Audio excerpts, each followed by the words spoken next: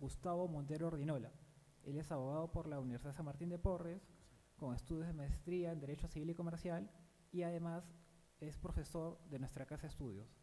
Si por favor se puede dar unos aplausos de bienvenida al estimado doctor Montero Ordinola.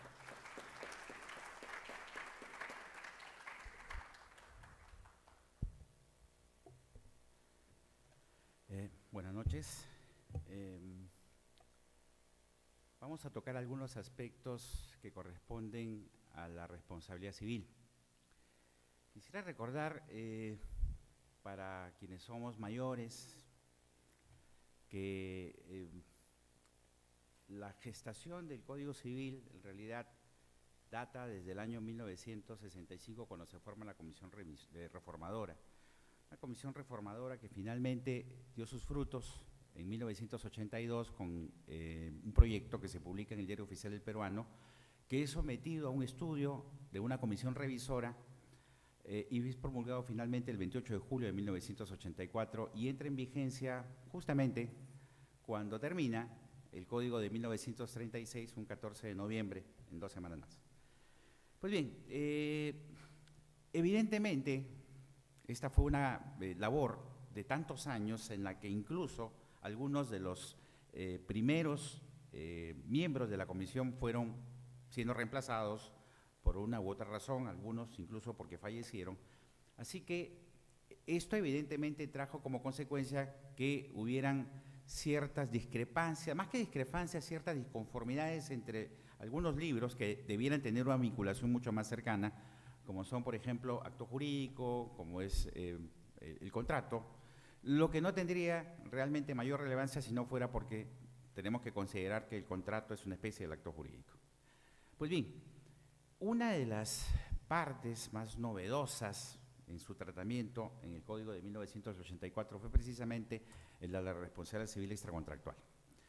Una parte del Código que tiene apenas una veintena de artículos y que creo que hoy, 30 años después, podemos afirmar que siendo, como siempre lo hemos mencionado, una parte del derecho civil como sistema, como sistematización relativamente joven, tiene que irse construyendo poco a poco en base a lo que nosotros como abogados y en base a lo que los tribunales vayan paulatinamente determinando para cada caso. Yo creo que tenemos un número adecuado, una normatividad adecuada y que esto tiene que ir avanzando de acuerdo a cómo vayamos aplicando realmente el derecho en este caso. Es decir, siendo la parte, como estábamos comentando inicialmente con el profesor, ¿no? una de las partes más vivas del derecho civil, es una de las partes más actuantes, de más actividad, de más cambio, y además relativamente joven, tendrá apenas 200 o 300 años como normatividad y como sistema, tiene que irse, aún en nuestro país, poco a poco, tiene que irse afianzando, tiene que irse construyendo, aún cuando somos un país subdesarrollado. Hace algunos años, Alfredo Bular escribía un artículo sobre la responsabilidad civil en un país como en el Perú, ¿no? Un país subdesarrollado en el que las indemnizaciones lógicamente también van a guardar esa calidad y esa condición.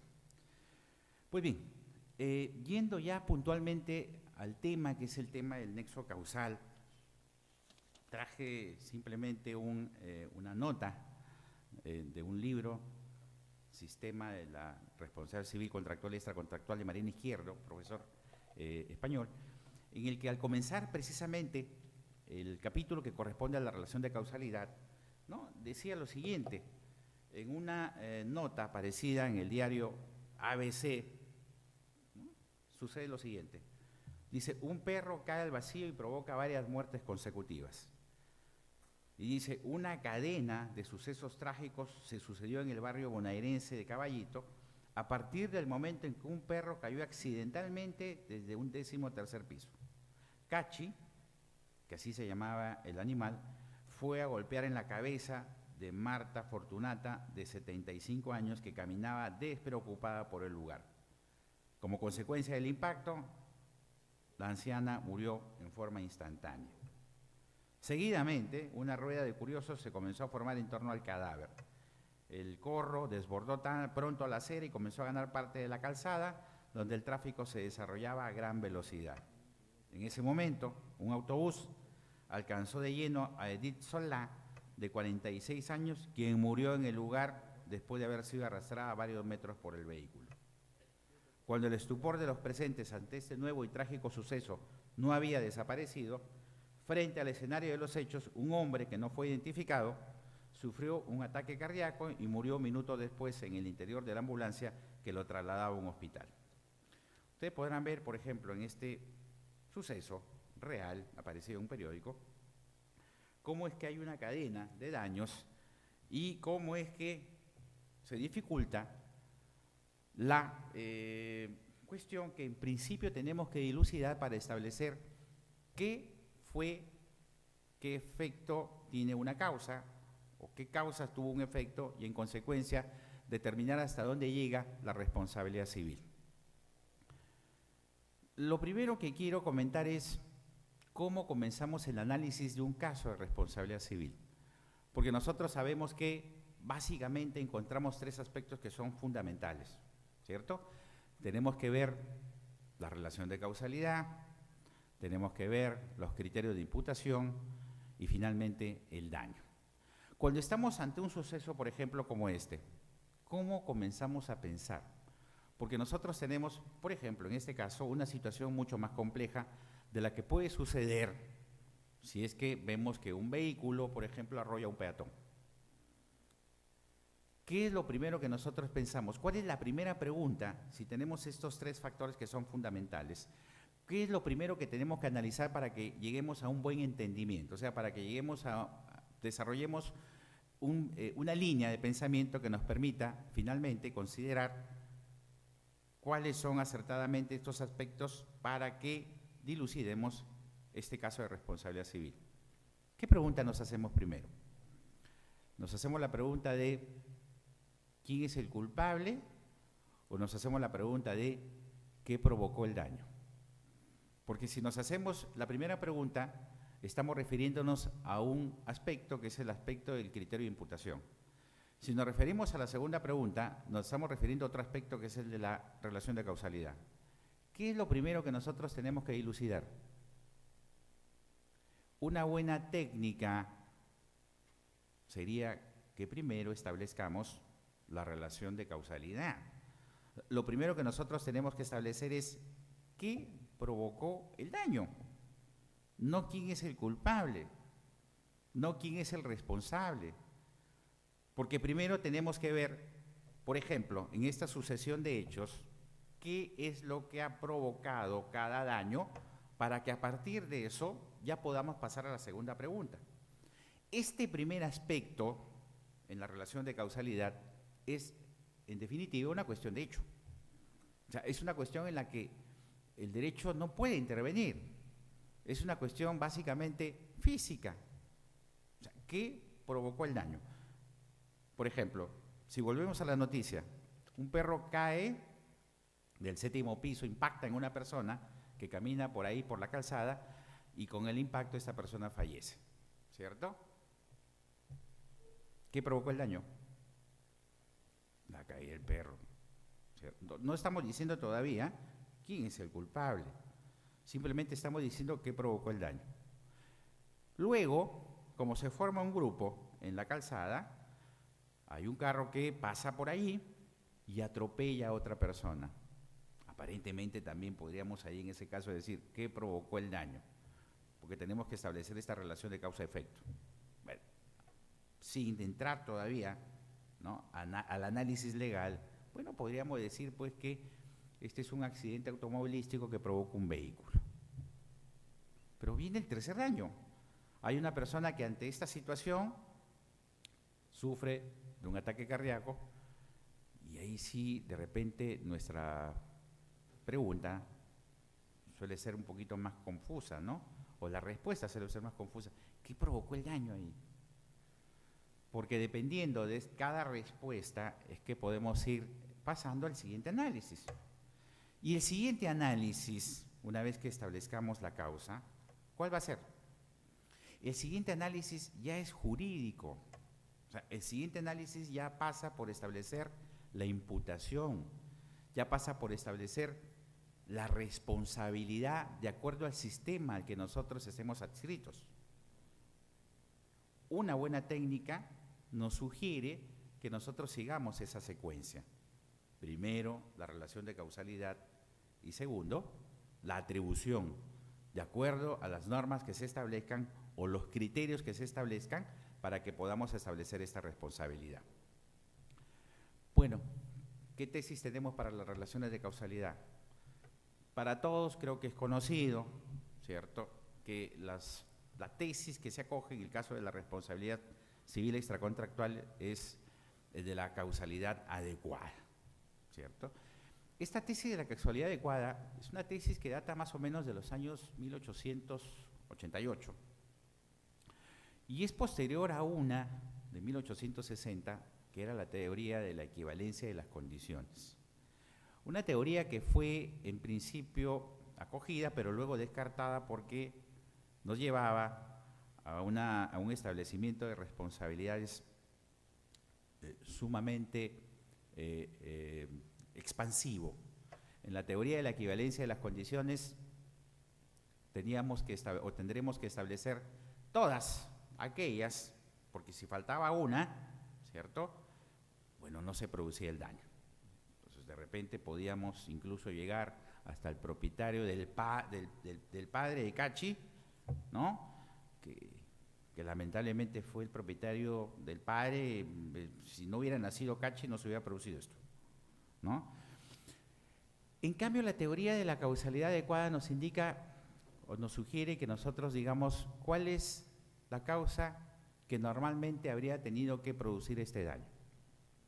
Una tesis que se considera distinta a la de la causa próxima para el caso de la responsabilidad contractual, ¿cierto? En la teoría o en la tesis de la causa próxima, la que se considera como causa relevante es la más cercana.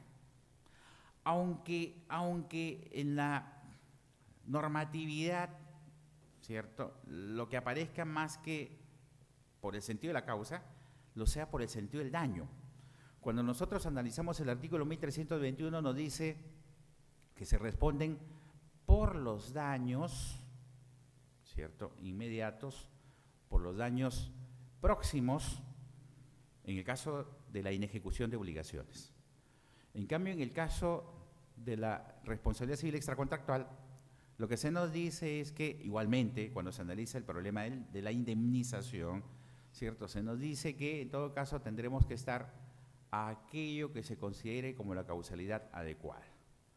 Algunos consideran que la causalidad adecuada rige también para el caso de la responsabilidad por inejecución de obligaciones y que esa llamada causalidad próxima no es más, ¿cierto?, que, reitero, el hecho de que la responsabilidad abarque solo a aquellos daños que sean inmediatos. Pues bien, creo que todo esto está en construcción. El código, hace 10 años, uno de los más precarios exponentes en este tema, Fernández Trasiñiz, en una alocución precisamente por los 20 años del Código Civil, dijo que él consideró 3 aspectos, 3 ideas guías, ¿cierto?, que debían ser, en todo caso, plenamente afianzadas en el Código de 1984, ¿no?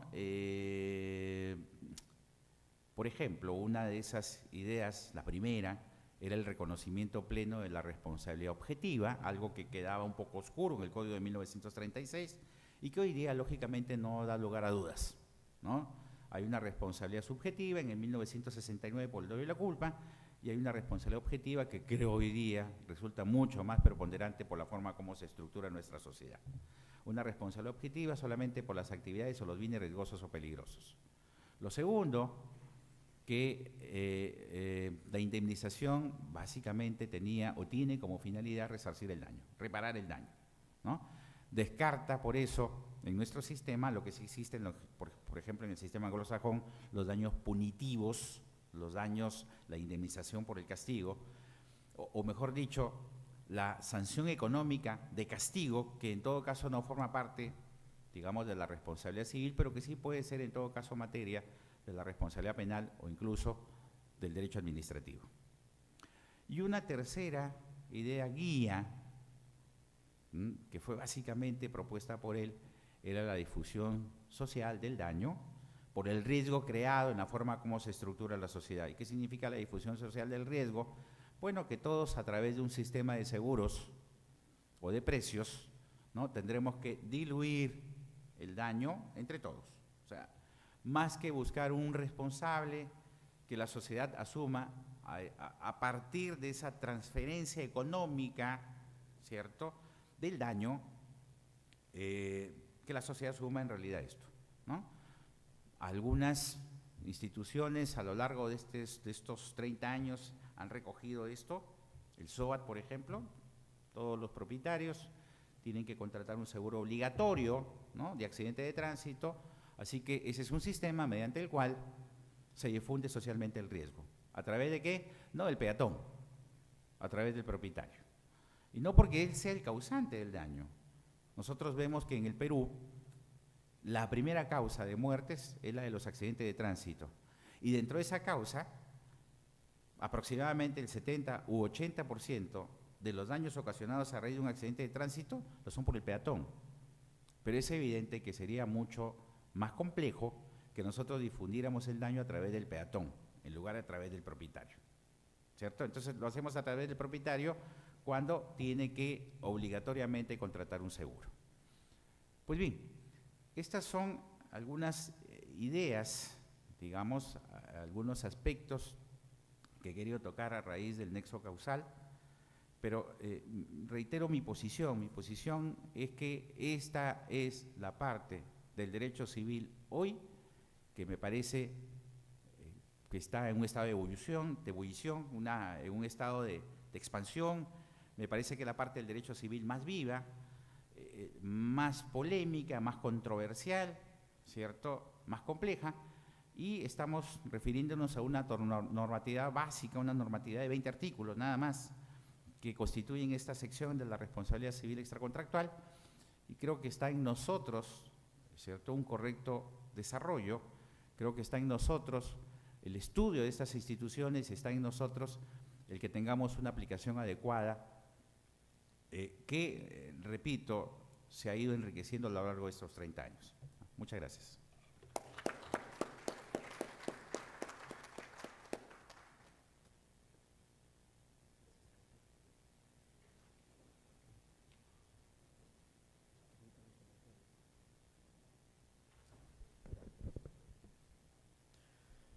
Bien,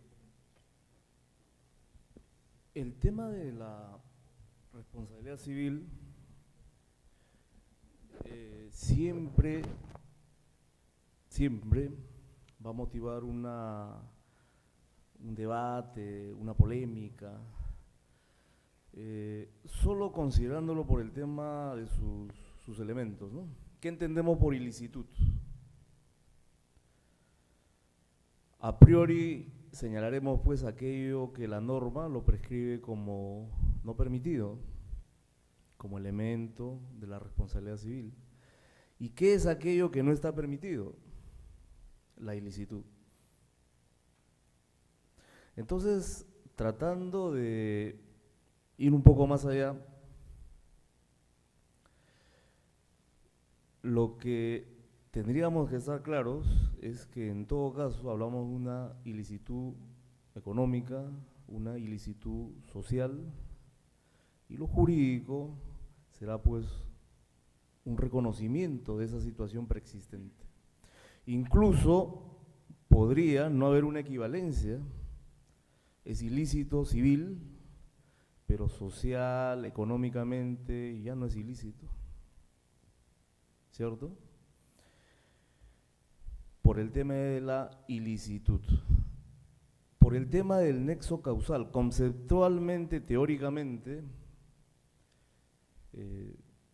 la relación de causa-efecto nos podría ayudar a entender ese fenómeno, pero ¿y qué es esa relación de causa-efecto? cómo así se da esa vinculación entre esa causa y esa consecuencia, ese daño que origina la necesidad de que, o la obligación de resarcir.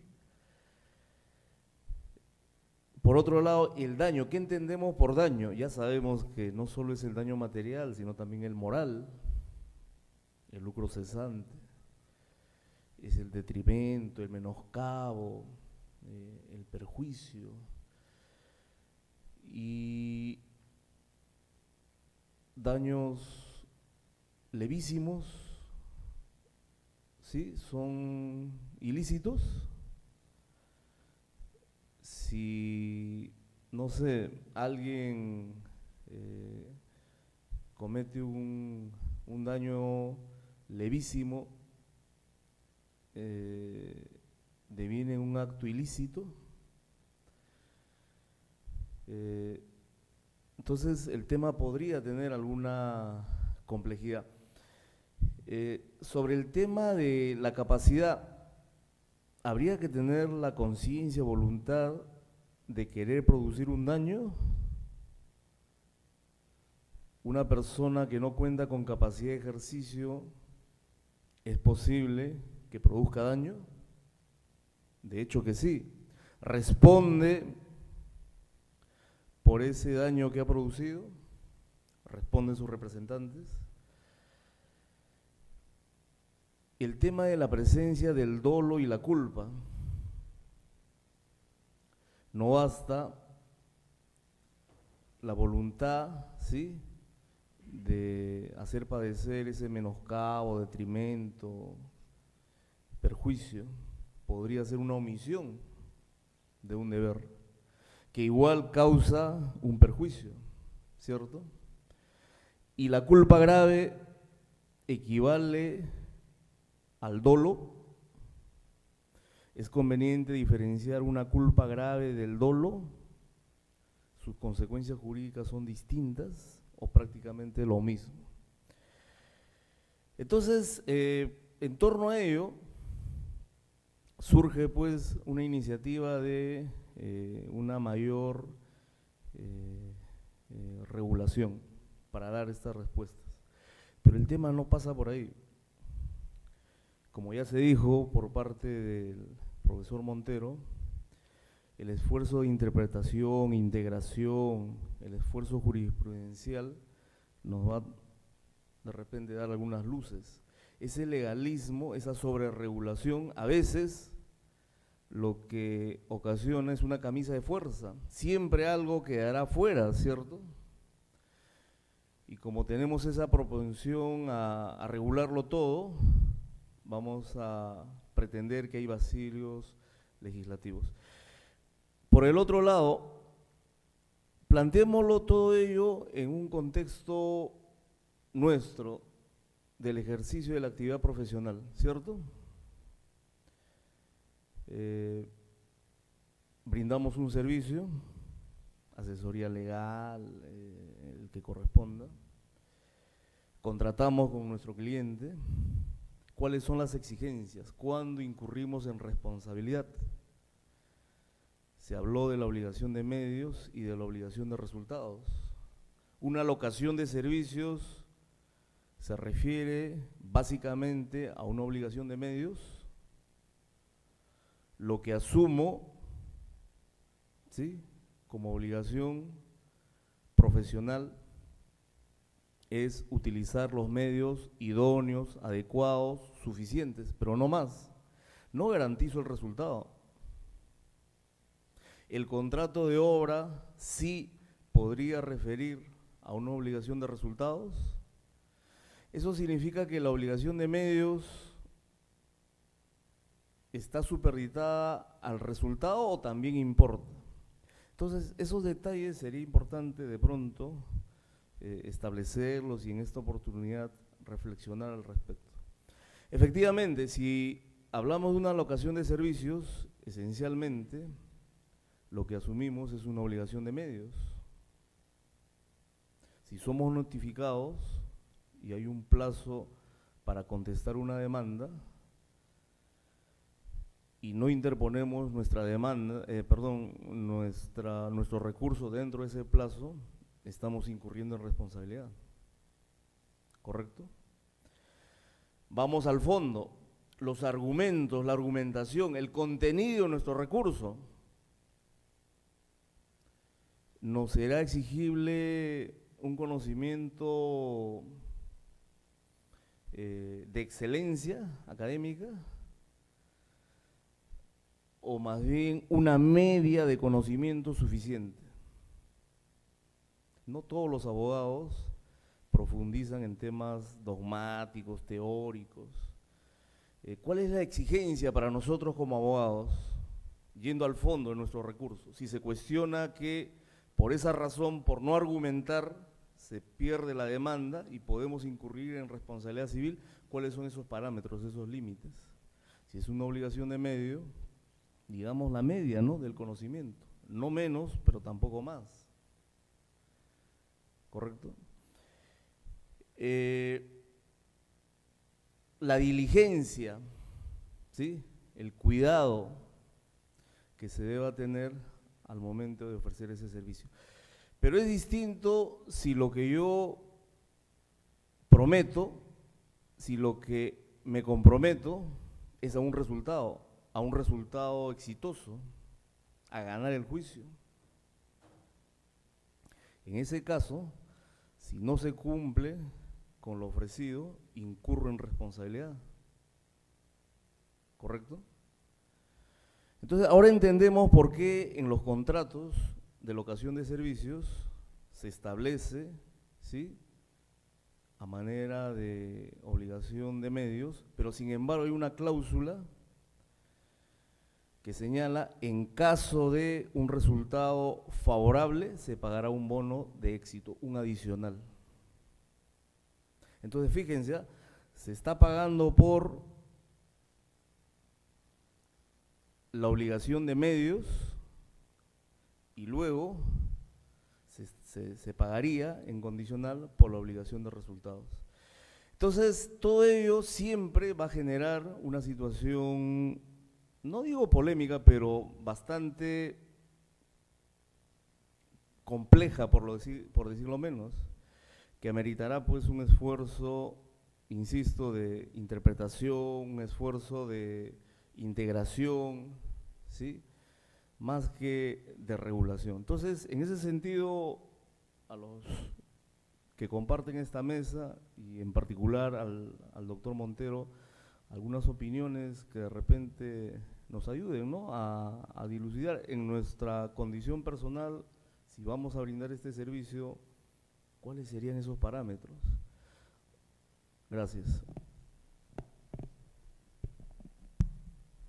Bien, a ver, hay un aspecto que se acaba de tocar y es el que se corresponde a la ilicitud. Efectivamente, en el Código de 1936, la parte de la responsabilidad civil extracontractual estaba considerada entre los actos ilícitos, ¿no? El Código no era claro en lo que respecta ya en ese momento, estamos hablando ya de hace 80 años, de lo que significaba la responsabilidad objetiva. Y no era claro porque evidentemente en ese momento no existían los mismos riesgos que existen hoy. Empezando, por ejemplo, con los vehículos automotores.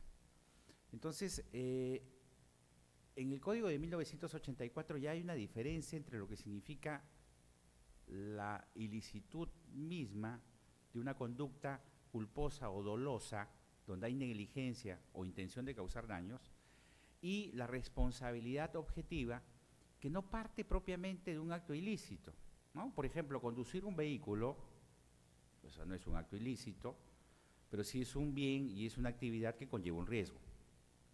Si a mí, cuando cumpla 80 años, se me ocurre de repente, como regalo de mi cumpleaños, volar en un parapente ahí en Miraflores, ¿cierto? Y luego, con el parapente me estrello contra un BMW, ¿no?, y le causo y rompo los parabrisas. Bueno, volar un parapente, como vemos todos los días ahí en Larcomar, tampoco es una actividad ilícita, y sin embargo finalmente se puede producir un daño. O sea, una cuestión personal. Yo tenía un perro, ¿no?, educado, con los mejores profesores, en la mejor escuela, pero nunca faltó de repente el momento en que pasando al costado de una persona la mordiera.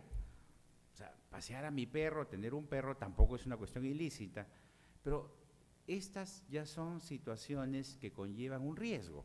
O sea, conducir un vehículo conlleva un riesgo, volar en un parapente conlleva un riesgo, pasear con mi perro conlleva un riesgo. Y luego viene el daño. En algunos casos no hay daños, en otros sí. Trasiñiz en esa conferencia decía algo más o menos así: el accidente no es más que, decía, el resultado, la conjunción de las armas, una falla estadísticamente inevitable. Entonces estamos hablando de qué: puedo haber paseado o puedo haber conducido horas de horas con mi carro hasta que en algún momento se produjo un accidente. Entonces, el avance en el Código de 1984 estuvo en ese reconocimiento, es decir, la responsabilidad civil extracontractual no parte necesariamente, digamos, de un hecho ilícito. Hoy, más que nunca, hoy en una sociedad en la que todo es riesgo, ¿cierto?, la responsabilidad viene por el daño que produjo, el riesgo provocado a raíz del bien o de esa actividad riesgosa, que probablemente tampoco podamos calificarla como una conducta antijurídica o como un acto ilícito, pero que no puede hoy dejar de atenderse. O sea, yo puedo haber manejado mi vehículo con la máxima diligencia, o sea, puedo haber manejado mi vehículo y puedo hacerlo continuamente, ¿cierto?, con la máxima atención, pero eso no me libera que en algún momento puede haber un accidente y tengo que responder, aunque ese no sea precisamente un acto ilícito. O sea, ese avance de la responsabilidad civil con lo que significa el reconocimiento de la responsabilidad objetiva, hoy es inevitablemente un acierto, ¿no? Definitivamente es un acierto que creo que tenemos que destacar. Gracias.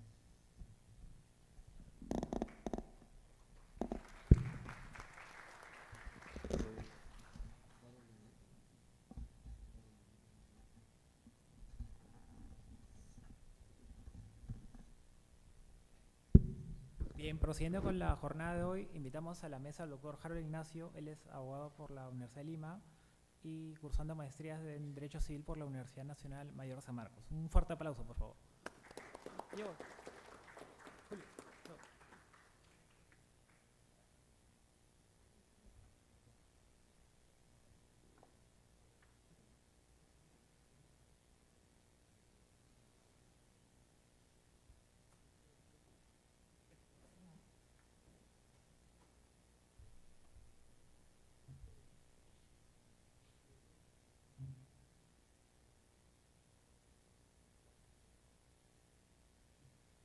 Muy buenas noches, el doctor Lorenzo, muchas gracias por haberme invitado, y los estimados doctores ilustres aquí en la mesa presente.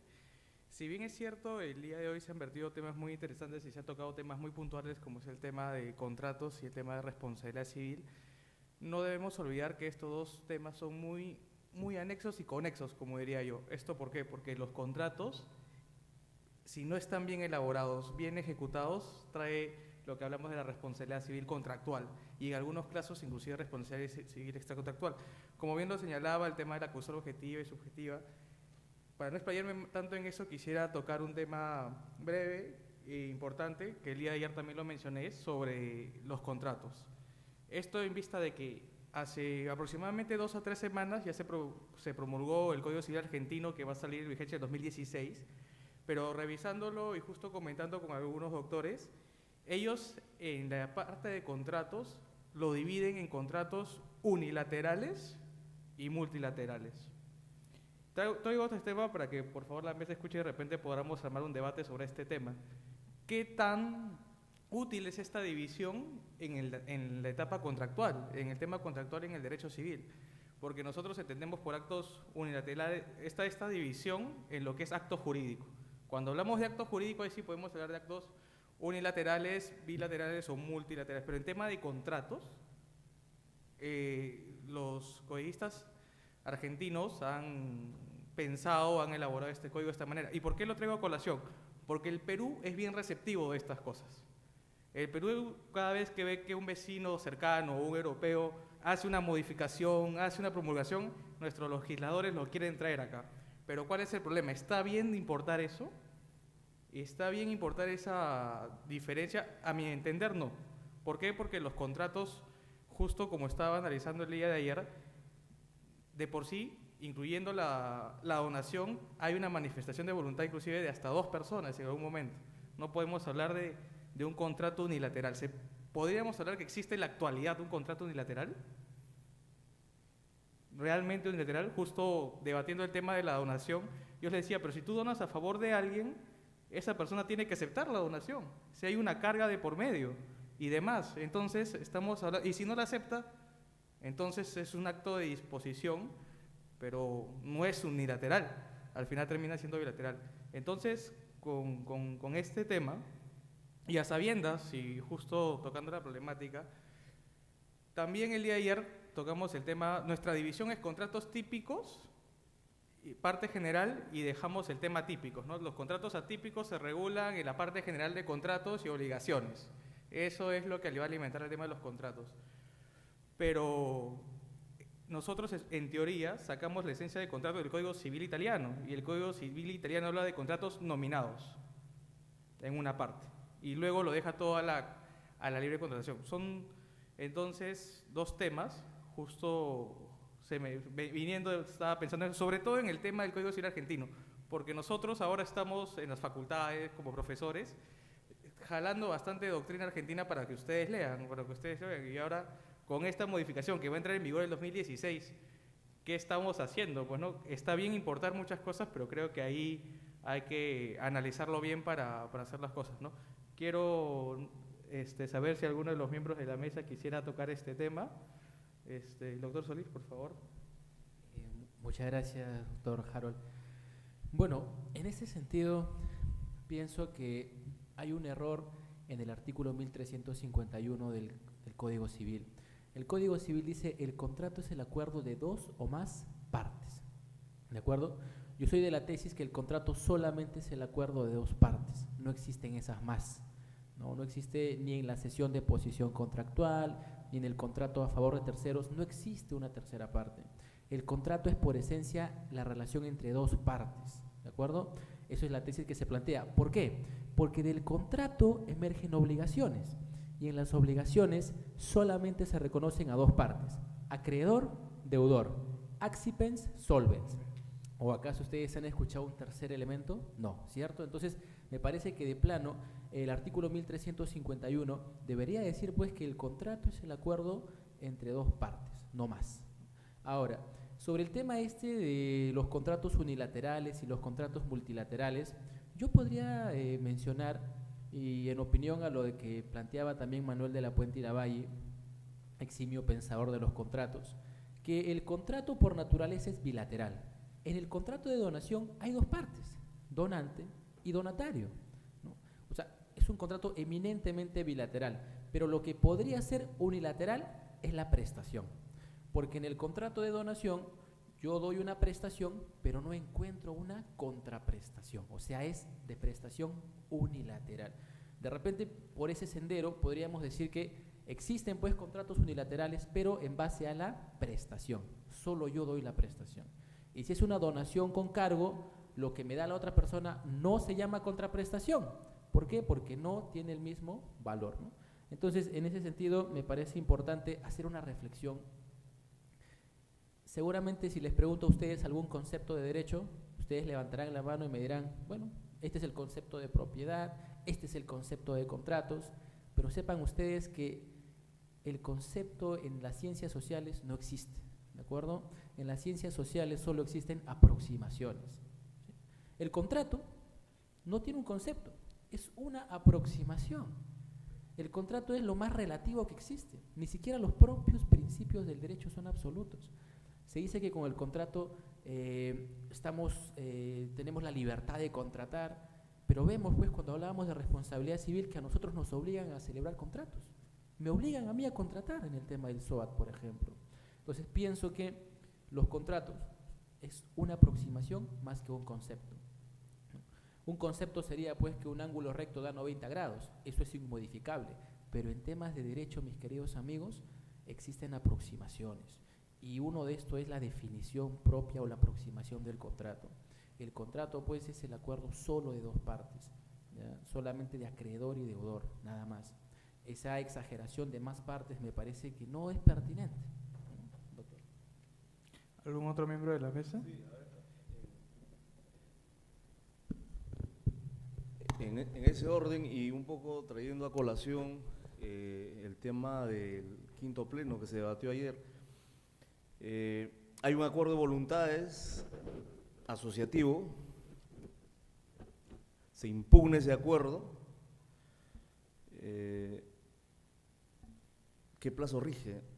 Y si es un tercero, 10 años, y si es integrante de la asociación, un tiempo bastante reducido. Ok, entonces, hablando de los contratos, ¿qué podemos decir de los contratos civiles? Ok,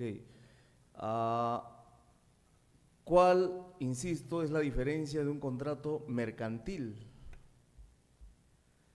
A ver, si no fuera suficiente, las personas jurídicas civiles, las reguladas como tales en el ordenamiento civil, ¿en qué se diferencian de las personas jurídicas sujetas a la regulación mercantil? El lucro, ¿cierto? ¿Y qué es el lucro? Una asociación no genera beneficio económico, ¿sí? ¿Qué asociación no genera beneficio económico? Díganme una. ¿Qué hacen entonces? ¿A qué se dedican? Y entonces, ¿cuál es nuestro marco de referencia? Podría ser, como acota el doctor, la finalidad.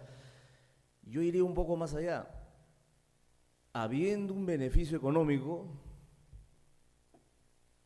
finalmente, ¿ello a quién beneficia?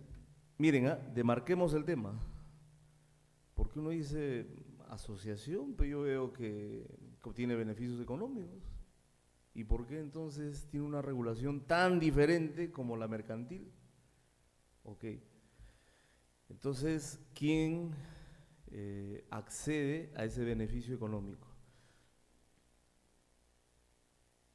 ¿Es un beneficio económico para sí o es un beneficio económico,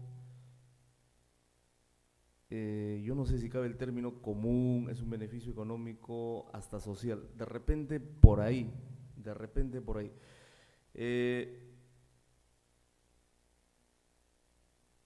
¿Qué es lo que el legislador ha pretendido al establecer una regulación para las asociaciones, comités, fundaciones, en las cuales de sus actividades se obtienen beneficios económicos? ¿Cuál es el parámetro? Entiendo que esa finalidad sería altruista, ¿no? Bueno, ¿y cómo lo entendemos ello? En el sentido de que el beneficiario, ¿sí? Sería un colectivo, sería la sociedad misma, ¿correcto? Sería un beneficio, en todo caso, con esas características. Entonces, por ahí podría haber alguna distinción, pero el tema no está zanjado.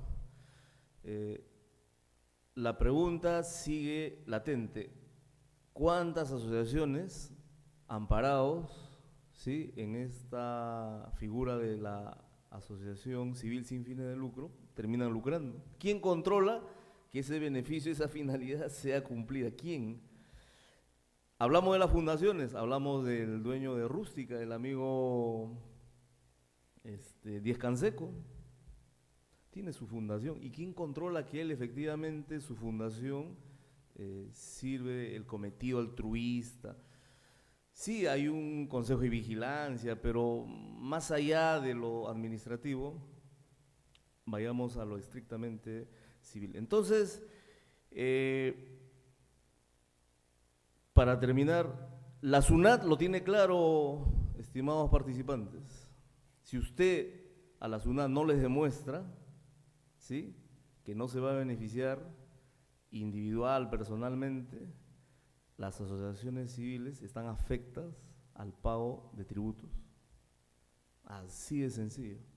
Entonces, para el ente administrativo tributario, sucede que son entidades lucrativas.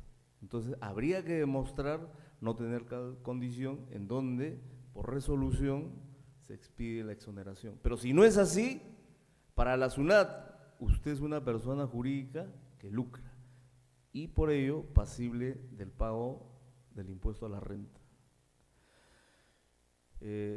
Me interesaría más comentarios al respecto, de repente también de los participantes. Muchas gracias. Bueno, sobre lo expuesto por los doctores. Lo primero, se habló de la división de contratos civiles, mercantiles, financieros, comerciales, etcétera, etcétera, etcétera. Mi tema, por ejemplo, mi tema de tesis es el contrato de leasing.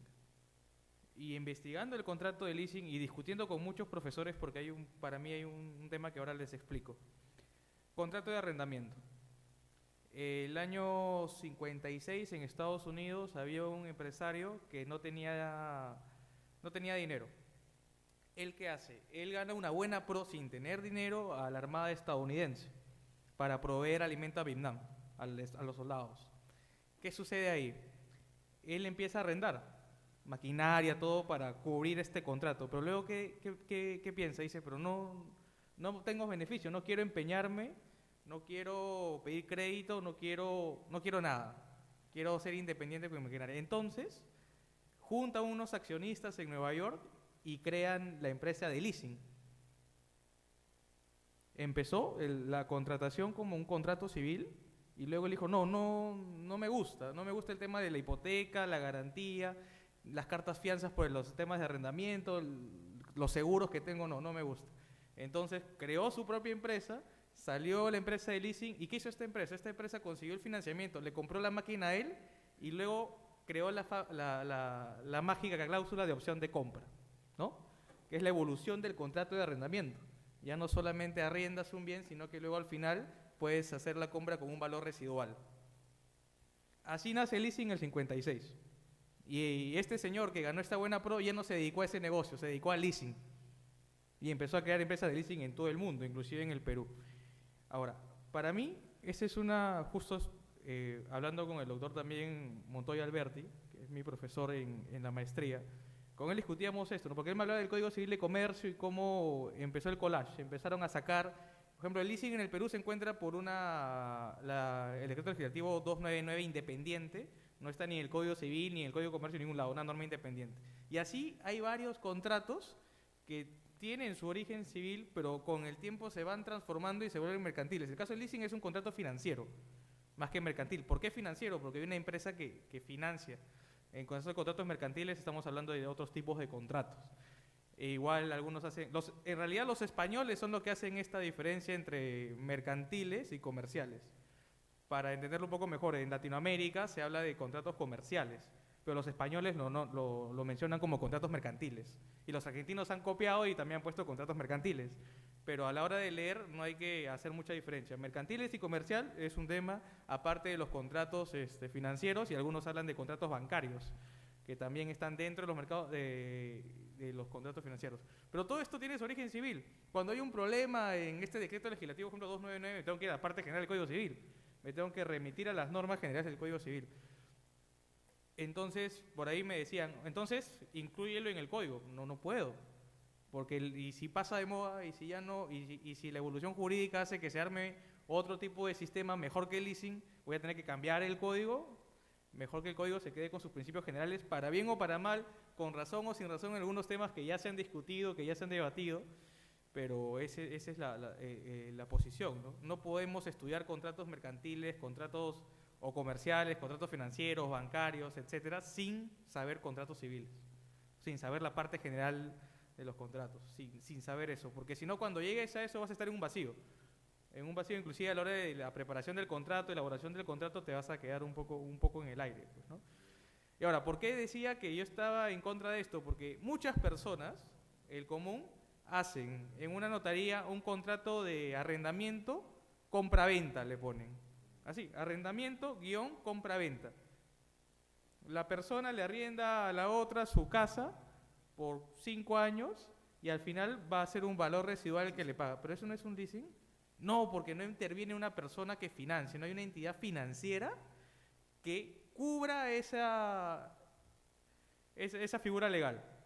Digo, por un momento, hay una persona que está cediendo por arrendamiento y que hay una opción, existe una opción de compra. ¿Por qué no se le puede proteger también ese tipo de contrato? Es un contrato atípico, entre comillas, porque junta dos, arrendamiento y compraventa. Y yo me he encontrado con eso en las notarías, para la compra de un carro, y de repente por aquí alguien ya lo ha visto o lo va a ver muy pronto.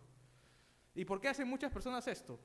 Para evitar la entidad financiera, para evitar pagar los intereses, para evitar, e inclusive el decreto legislativo 299, aparte de tener un régimen tributario especial, muy especial para la empresa de leasing, permite el pacto comisorio. Cuando en tribunales se ve un leasing, le dicen, pero el pacto comisorio no va, no puede. No, el decreto legislativo 299 lo permite. Entonces, ¿cómo la norma protege a un sector y no al otro? Por eso el leasing no se desarrolla como debería desarrollarse en el Perú. No hay un verdadero desarrollo entre los microempresarios y demás. ¿Por qué? Porque dicen, ya voy a comprar mi maquinaria, pero tengo que hacerlo por leasing para acceder al beneficio tributario. Pero cuando me doy cuenta, el beneficio tributario apoya a la empresa, no a mí, que yo soy el que al final va a adquirir por opción de compra. Y por último, si dejo de pagar o algo, no, al toque me embargan y se llevan la maquinaria. Lo que pagué no sirvió de nada. Entonces ese es el abuso, lo que hablaba el doctor ayer, el doctor Beltrán, el tema del abuso del derecho, ¿no? Cómo en temas civiles no se permiten estas cosas, pero entrando a un sector determinado se puede hacer todas estas figuras, bajo el velo financiero en este caso, ¿no? Y justamente entraba en discrepancia con varios profesores porque me decían eso. No, tú no puedes no puedes jalar los beneficios del leasing a este contrato de arrendamiento y compra-venta porque es entre personas, entre particulares, no hay una entidad que financie la casa o que financie la maquinaria. Pero le digo, de repente la misma distribuidora de autos quiere hacer ese contrato, pero no está financiando en su totalidad. Ahí entramos en temas, no, porque ellos dicen tiene que haber una entidad autónoma que es la que compra por ti, la que te da a ti. Entonces yo le digo, pero se extiende el interés, mejor compro directamente con el banco, ¿no? Porque no es el objetivo del leasing. El objetivo del leasing en Estados Unidos y saliendo de la frontera del Perú es cobrar menos y sacar más ventajas que pedir un préstamo al banco. Entonces, por eso muchas personas optan por este contrato de arrendamiento con compraventa final, ¿no? Por un valor residual. Es un tema bien, para mí un poco complejo por el tema. Tú lees el tenor del contrato y es un leasing, pero obviamente no aparece un tercero o entidad financiera que financie, ¿no? ¿Y esto por qué va? Porque, como decía el doctor, hablamos de contratos civiles, hablamos de contratos comerciales, pero, oye, ahora la misma interpretación, como hay temas civiles, yo puedo usar los temas generales para que no se abuse del derecho, pero no, algunos dicen, se quedan en el otro tema, ¿no? Entonces, debería ir por ahí. No sé si hay algunos comentarios al respecto. Doctor Lorenzo, lo dejo con el uso de la palabra. Muy bien. Primero, nuestro reconocimiento a los expositores. Estos días son un poquito complicados. La ubicación de la facultad precisamente no da las facilidades para acceder de manera rápida. Las disculpas del doctor César Guzmán Halberstadt, del doctor Yair Ciesa. En el primer caso, un tema familiar atendible, y en el segundo caso, un tema de trabajo ha impedido que puedan participar en esta jornada. Luego, el agradecimiento a los integrantes del Centro de Investigación en Derecho Civil. Sin ellos no hubiese sido posible, ¿sí?, el logro de este evento. Y finalmente, estimados participantes, nuestra gratitud a ustedes. Este tema de las fechas también nos atañe a nosotros, ¿no? Ustedes tienen actividades particulares y creo que es muy meritorio que cuando otros jóvenes empiezan a celebrar o ya están celebrando, ustedes prefieren compartir este momento académico. Dicho esto, por favor, vamos a pedir al doctor Gustavo Montero Rinola, profesor de esta casa de estudios, responsable de la unidad de educación a distancia de nuestra facultad, para que en nombre de el señor decano, el doctor Rubén Sanabria, proceda pues a la clausura formal de este evento. Por favor, doctor Montero, si tiene a bien dirigirse al podio. Gracias.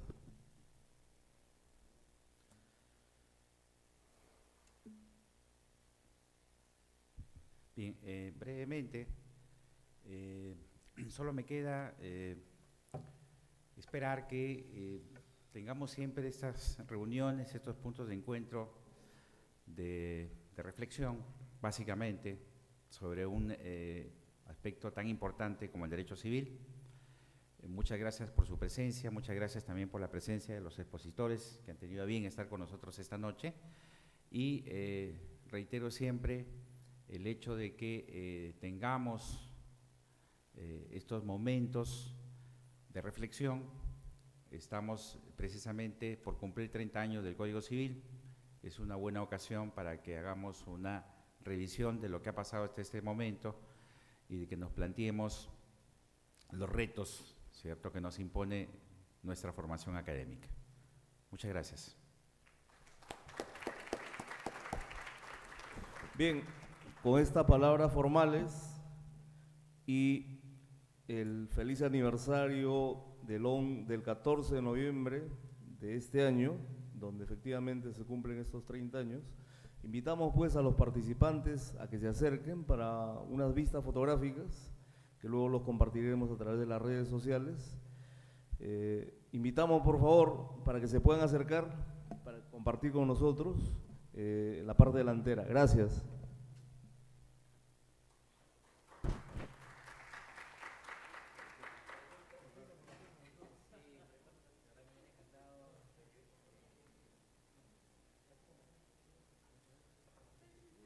Por favor.